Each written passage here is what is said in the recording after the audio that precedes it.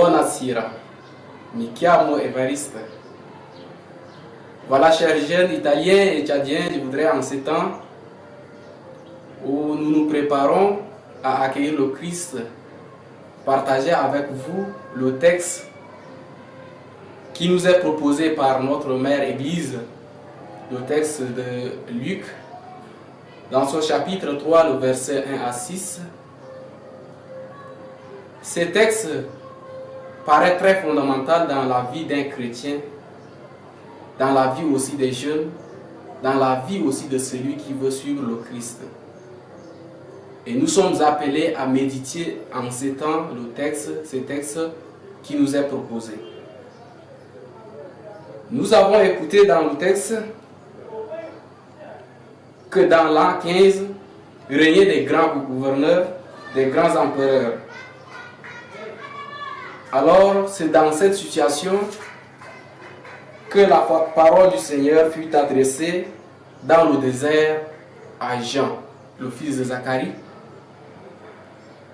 Alors, ce que nous pouvons savoir de ce désert, c'est que c'est un lieu où dans le temps, Dieu parlait à nos pères, et c'est un lieu silencieux, c'est un lieu où nous pouvons méditer, nous pouvons écouter, et nous pouvons rester en silence pour écouter la parole de Dieu.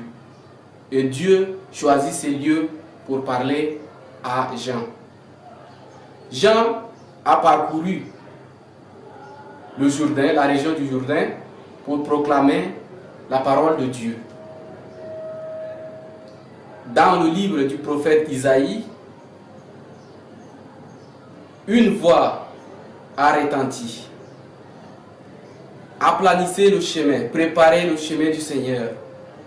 Toute colline, tous les chemins tortueux, tout chemin qui peut être un obstacle doit être aplani. Ceci nous interpelle, nous jeunes d'aujourd'hui, pour nos divers comportements. Le chemin ici peut représenter notre cœur. Ces collines peuvent être les obstacles qui peuvent nous empêcher à suivre le Christ. Nous sommes appelés en ces moments, en ces temps précieux où nous préparons à accueillir le Christ, à nous préparer intérieurement. Ces sentiers, ces collines, ce sont nos manquements, nos comportements. Aussi peut-être nos attitudes que nous devons changer. Chacun de nous doit essayer de changer ses comportements, ses mauvais comportements et ses attitudes pour recevoir ce Christ au moment venu. Tout chrétien doit se préparer à se repentir. Tout chrétien doit se préparer à se réconcilier. Tout chrétien doit se préparer à pardonner les autres, à pardonner, à se confesser nos péchés. C'est pourquoi ce texte nous est proposé. L'Église nous a proposé ce texte pour que nous, qui sommes les enfants de Dieu, nous qui voulons suivre le Christ, nous qui marchons déjà sur les pas du Christ, à nous préparer en ces moments précieux.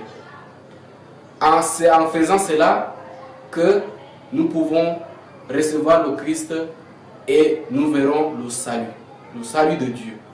Le salut de Dieu, c'est le Christ. C'est celui qui vient pour sauver le monde, celui qui vient pour sauver l'humanité. Et c'est celui qui vient pour donner vie au monde. Sans le Christ, notre vie chrétienne est vaine.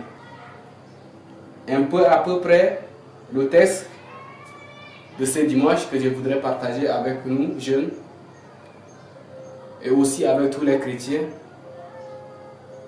que ce n'est pas un temps que nous devons nous replier sur nous-mêmes, mais sortir de notre coquille, de sortir de nos mauvais comportements pour aller envers les autres. Chers jeunes, préparons-nous en ces moments, revenons au Christ, retournons-nous à nos comportements et suivons le Christ dans ces temps précieux où le Christ, notre Sauveur, viendra. Merci beaucoup à tout le monde et à bientôt. Ciao, ciao.